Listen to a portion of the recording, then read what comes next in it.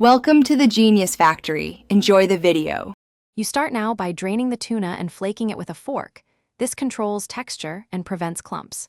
Once done, add 1/4 cup mayonnaise and 1 tablespoon Dijon to bind. This balances fat and acidity.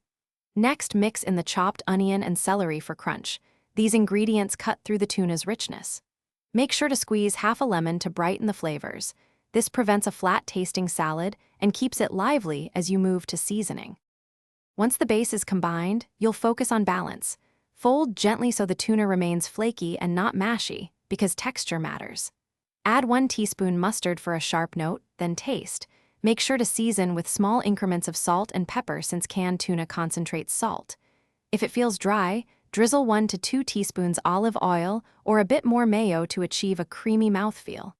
Finally, add herbs or hot sauce sparingly to avoid overpowering. You finish by plating. Spread on bread, top a salad, or tuck into an avocado half to vary texture and presentation.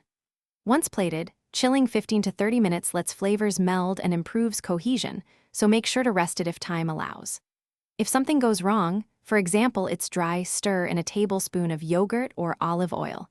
If it's too salty, neutralize with a small cooked potato piece or serve over rice to absorb excess salt. Serve promptly and enjoy. Thanks for watching. If you found this helpful, don't forget to like and subscribe.